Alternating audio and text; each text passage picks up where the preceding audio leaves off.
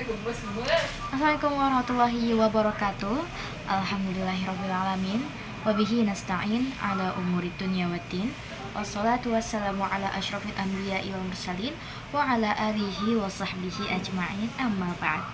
Ya, sebelum itu yang kami hormati Ibu dosen kita Ibu Fikri selaku pengajar kita pada kelas praktikum qiraah dan ibadah. Ya, semoga beliau dipanjangkan umurnya. Selanjutnya kepada teman-teman yang saat ini menyaksikan PPT pada kali ini, kita tahu judulnya sudah tertera dengan jelas, mengenal fikih lebih dekat, mengenai konsep dan definisi Islam lebih dalam. Ya. Kalau bahas tentang fikih, sesungguhnya teman-teman pasti sudah mendengar ini di MI mungkin, di madrasah ibtidaiyah, atau teman-teman yang lanjutkan di pesantren mungkin sudah mengenal dekat dengan kata fikih.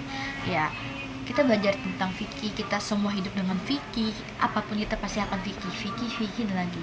Kita mulai ibadah, kita mulai muamalah, bahkan kita nikah pun masih akan berhubungan dengan fikih. Sebenarnya apa sih yang dimaksud dengan fikih ini? Ya, kita bisa geser sebelumnya. Oh ya teman-teman, sebelum kita masuk ke materi, kita perkenalkan dulu. Nama saya adalah Azkia Aulia Rahma, mahasiswa Ilmu Al-Quran dan Tafsir UIN Syarif Hidayatullah Jakarta pada tahun 2024. Kini saya tinggal di Bekasi dan singgah di Ponpes Darussunnah. Oke, untuk kira cukup untuk perkenalan. Kita lanjut ke pengertian fikih lebih dalam yang kita telah singgung di awal pertemuan kita pada kali ini, yaitu ada definisi makna pengertian. Nah, kalau fikih itu secara kita tahu dalam ilmu kitab klasik ya, itu ada definisi, pasti ada definisi bahasa sama definisi istilah. Nah, atau kita dengar dengan kata ta'rif. Ma ma'na ta'rif min fiqih min lughah wa syar'an. Naam.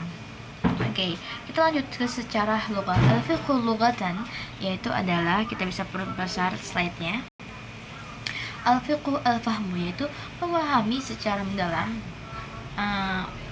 Al-fiqhu paham apa, paham secara mendalam. Adapun secara syar'an atau istilahnya, terminologinya, itu adalah pengetahuan tentang hukum-hukum syariat yang bersifat amaliyah, itu perilaku praktikal yang kayak kita sering kita lihat, itu ada sholat sesuatu yang menggerakkan hidup kita juga, sesuatu yang praktik lah, dan diperolehkan melalui dalil-dalil tafsir terperinci. Ya, kita tahu teman-teman kalau ditanya hukum sholat itu gimana, ya aqimus sholata anil fahsya'i wal munkar, gitu.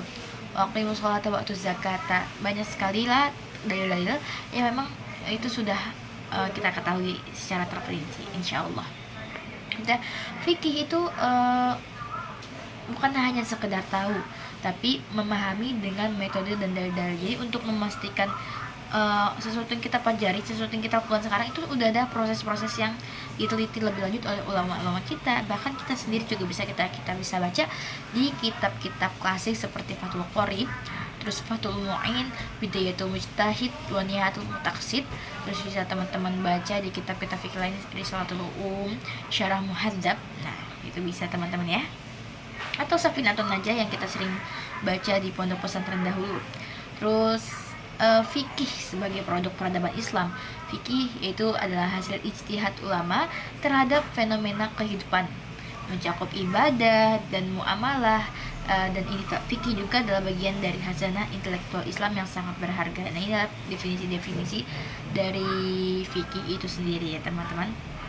Nah, untuk kayak maksudnya hasil fikih. Jadi yang tadi kita sebutkan, apa yang telah kita lakukan itu sudah lewat verifikasi oleh ulama-ulama. Nah, ini adalah bentuk bahwasanya dunia Islam ini menerima jawaban dan sangat menganjurkan umat-umatnya, orang-orangnya untuk berpikir kritis dan tidak taklid saja. Jadi apa yang kita lakukan dicek dulu verifikasinya, apakah itu sudah ada dalilnya, apakah itu sudah benar, apakah itu memang sudah dianjurkan. Terus bagaimana ulama-ulama terhadap itu. Jadi kita tidak hanya taklid kepada ustadz saja, tapi kita juga harus tahu apa yang kita kerjakan, apa yang kita lakukan itu sudah benar gitu. Selanjutnya Nah, definisi fikih menurut ulama ini saya ambil dari kitab Al-Luma fi Ushul Fiqh dari Imam Abu Ishaq Asy-Syirazi. Itulah fikih adalah pengetahuan tentang hukum syariat yang diperoleh melalui ijtihad. Nah, itu halaman 6 ya. Terus dari sini kita tahu bahwasanya fikih itu adalah butuh proses berpikir. Ya, namanya untuk menghasilkan sesuatu kita butuh belajar, kita butuh membaca referensi-referensi sebelumnya. Gitu. Contohnya teman-teman ingin mengkaji tentang apakah puasa itu sehat.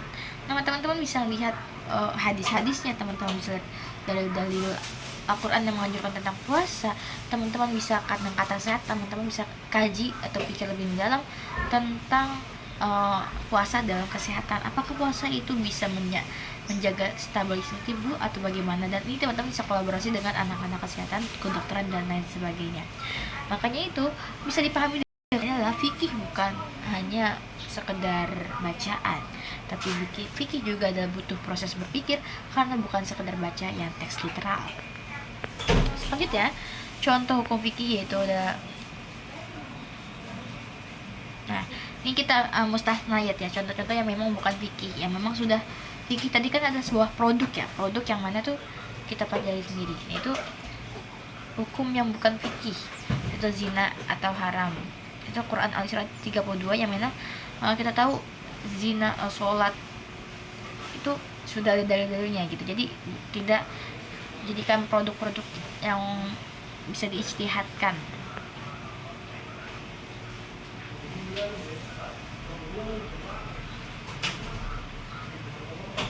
Tidak perlu diijtihad untuk memahaminya. Terus contoh-contoh klasik perbedaan ijtihad itu pada zaman dulu sebenarnya udah ada pembahasannya teman-teman. Kayak sini dari Salahuddin Al-Mahalli, kitab Syarah Al-Waraqat halaman 3 itu ada pembahasan tentang wajibnya niat wudu. Sebenarnya niat itu pakai ta'yin gak sih? Apa niat itu pakai lafaz gak sih? Itu. Terus ada witir sunnah, terus pembahasan tentang zakat pada harta anak kecil, kisos karena pembunuhan dengan benda berat. Semua itu butuh analisa dan ijtihad, bukan langsung dari teks gitu.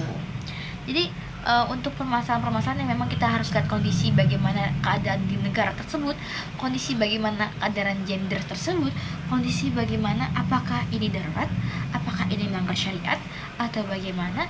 Ini yang bisa kita bilang makanya fikih adalah sebuah produk, karena untuk menghasilkan itu kita butuh baca-bacaan dan referensi yang sangat benar verifikasinya gitu. Terus dari ijtihad itulah maka kita lihat dengar, oh aku mazhab Syafi'i, oh aku mazhab Hanafi, oh aku mazhab Hambali. Nah, ini sebenarnya ada juga di pembahasan kita masuk dalam kajian fikih, yaitu adalah ijtihad dan perbedaan mazhab. Kalau teman-teman di UIN Jakarta mungkin sering mendengar dengan kata-kata program studi perbandingan mazhab gitu, PMHI, Fakultas Syariah dan Hukum UIN Jakarta. Nah, sebenarnya kalau dalam pembahasan tentang perbandingan mazhab atau perbedaan mazhab itu sebenarnya sama-sama punya indahnya sendiri ya. Ya seperti contoh studi kasus niat dalam wudhu. Kayak dari wudhu ya kita tahu sendiri pada Quran surah Al-Maidah ayat 6 yang tidak disebut. Nah,